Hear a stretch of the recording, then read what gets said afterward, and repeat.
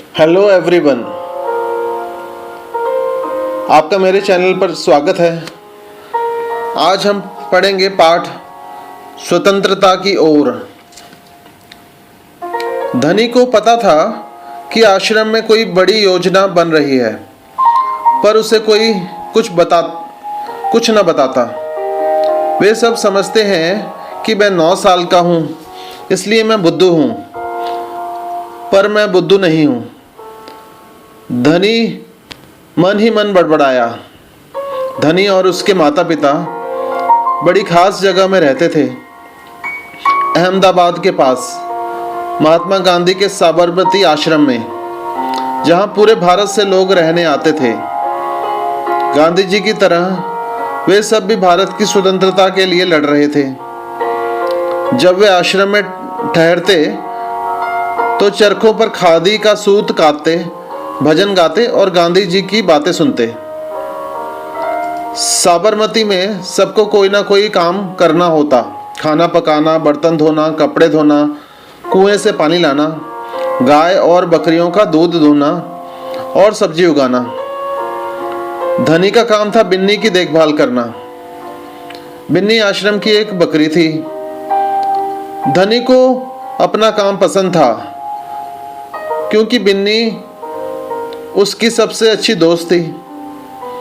धनी को उससे बातें करना अच्छा लगता था।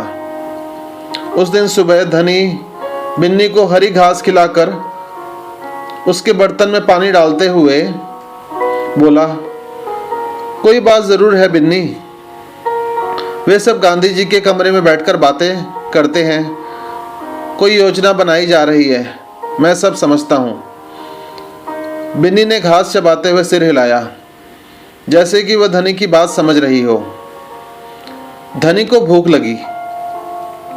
कूदती फांती बिन्नी को लेकर वह रसोई घर की तरफ चला।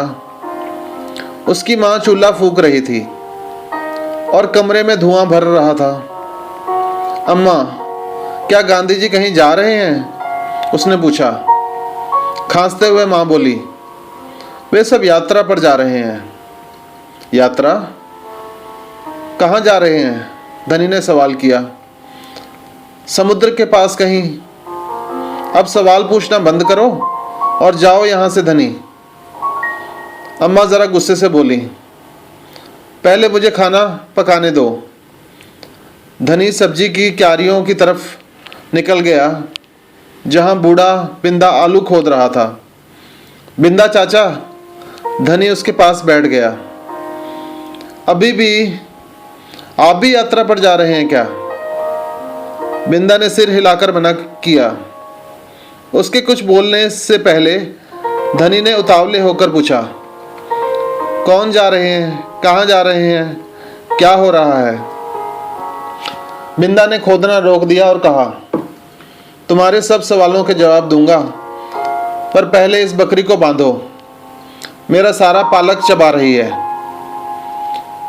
धनी बिन्नी को खींच कर ले गया और पास के नींबू के पेड़ से बांध दिया। फिर बिंदा ने उसे यात्रा के बारे में बताया। गांधी जी और उनके कुछ साथी गुजरात में पैदल चलते हुए दांडी नाम की जगह पर समुद्र के पास पहुंचेंगे। गांव और शहरों से होते हुए पूरा महीना चलेंगे। दांडी पहुंचकर वे नमक बनाएंगे। नमक? धनी चौंक कर उठ बैठा। नमक क्यों बनाएंगे? वह तो किसी भी दुकान से खरीदा जा सकता है। हाँ, मुझे मालूम है, बिंदा हंसा, पर महात्मा जी की एक योजना है। यह तो तुम्हें पता ही है कि वह किसी बात के विरोध में ही यात्रा करते हैं या जुलूस निकालते हैं, है ना? हाँ, बिल्कुल सही, मैं जानता हूँ। वे ब्रिटिश सरकार के खिलाफ सत्याग्रह के जुलूस निकालते हैं, जिससे कि उनके खिलाफ लड़ सकें और भारत स्वतंत्र हो जाए। पर नमक को लेकर विरोध क्यों कर रहे हैं? यह तो समझदारी वाली बात नहीं है।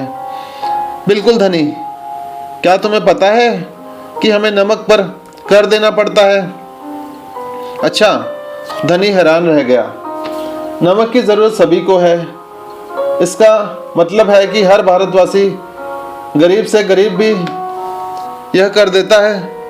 बिंदा चाचा ने आगे समझाया, लेकिन यह तो सरासर अन्याय है। धनी की आंखों में गुस्सा था। हाँ, यह अन्याय है। इतना ही नहीं, भारतीय लोगों को नमक बनाने की मनाही है। महात्मा जी ने ब्रिटिश सरकार को कर हटाने को कहा, पर उन्होंने यह बात ठुकरा दी।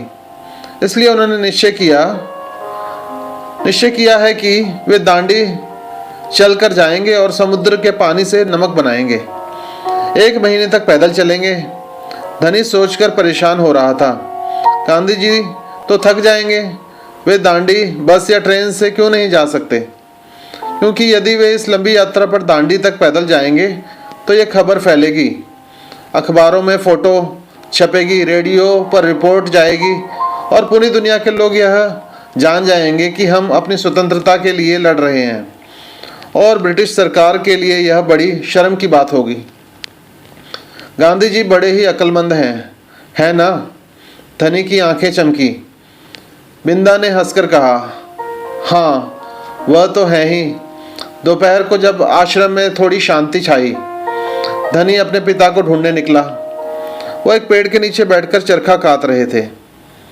पिताजी, क्या आप और अम्मा दांडी यात्रा पर जा रहे हैं? धनी ने सीधे काम की बात पूछी।